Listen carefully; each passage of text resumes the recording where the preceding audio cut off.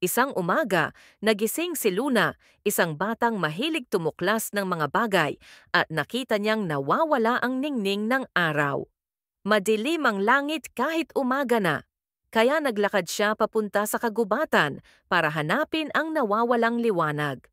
Sa daan, nakasalubong niya ang maliit na alibongbang na umiiyak. "Bakit ka malungkot?" tanong ni Luna.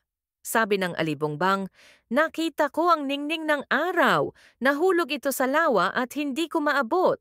Mabilis na tumakbo si Luna sa lawa at nakita ang makinang na bilog na lumulutang. Gumamit siya ng mahabang sanga para maiyahon ito. Nang maabot niya ang ningning, biglang lumiwanag ang paligid. Lumipad ang liwanag pabalik sa langit at muling sumaya ang buong bayan. "Salamat, Luna!" sigaw ng mga hayop. Ngumiti si Luna at sabi niya, "Kahit maliit tayo, kaya nating magdala ng liwanag sa iba." Wakas,